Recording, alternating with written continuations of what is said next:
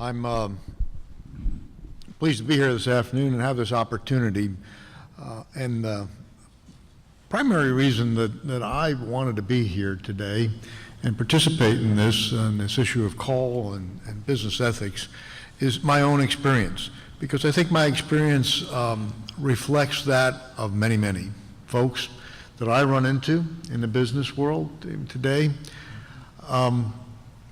First of all, I came to the Lord rather late in my life, and therefore late in my career, or later. But if I go back a long time ago, my very first day of work, and my memory's not very good, but for some reason this stands out in my mind. I went to work for a rather large company, and in one of their divisions, and as I was there being signed in by the personnel manager, he was telling me how much I was going to enjoy working there. It's a great company. We do exciting things. We got great technology. We got great people. You like working here. There's only two things we don't do here. We don't talk about politics, and we don't talk about religion. Not knowing any better, I believed him. And while I had grown up in church, because I had not committed my life to Christ at that point in time, it didn't make any difference to me. And I spent most of my career in that state. It was never an issue. However, when I did finally make my commitment, and just as importantly, as I had the benefit of discipleship from other Christian businessmen, and others around me, and I made my commitments to study and learn, it became clear to me that God had me there for a reason, and I had responsibilities, and he had his plan, and that I was to carrying out his mission in my work.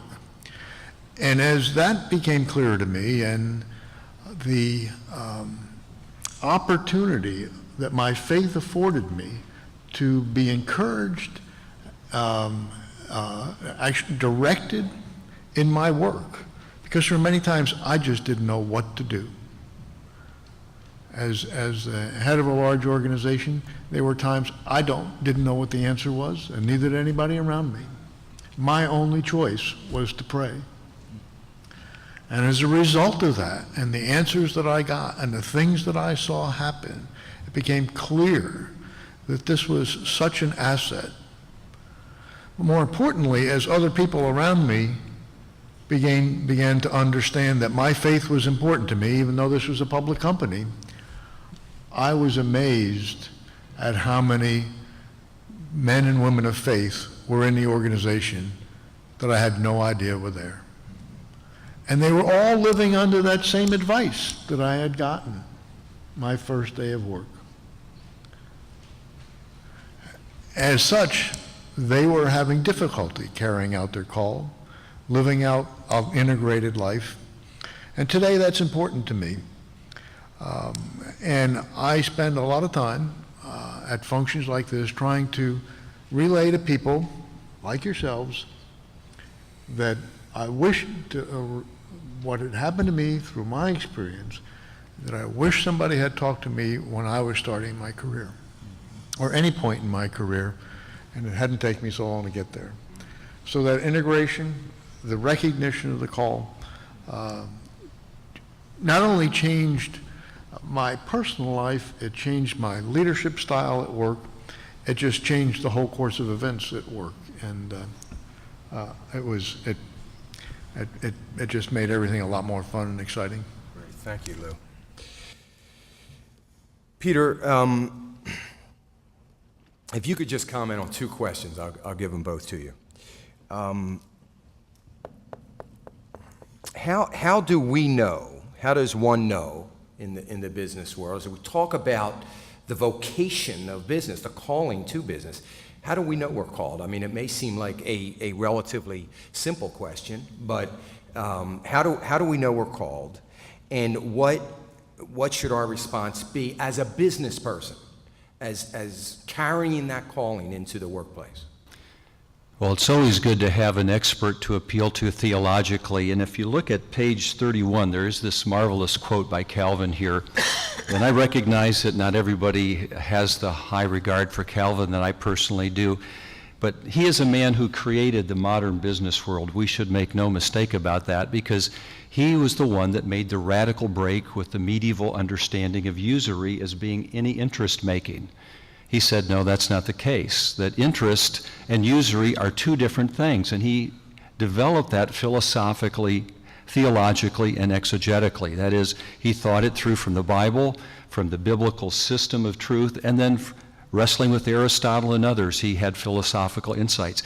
And he created what we know today as the capitalist system in its infancy. And there's no surprise that it's still situated in Switzerland, which is where Calvin was. It was the Protestant expression of a redeemed reformational world, kind of what Dr. Edgar spoke of. We need a new reformation. But listen to this quote, and I think it begins to answer that question. Coming from the Institute's 3:10:6, it says this: the last thing to be observed is that the Lord enjoins every one of us. Now imagine, Calvin at this time in the Reformation said, if you can read this book, this is for you. This is not for theologians or pastors, seminarians. This is for you. If you are able to read, pay attention, it's you. For every one of us in all the actions of life to have respect to our own calling.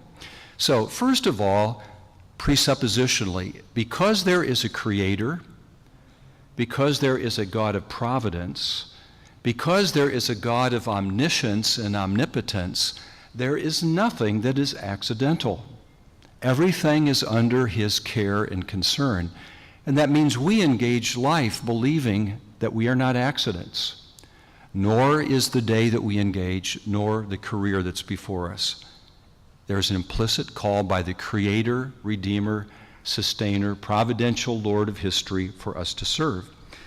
He goes on, he knows the boiling restlessness of the human mind, the fickleness with which it is borne hither and thither, its eagerness to hold opposites at one time in its grasp, its ambition.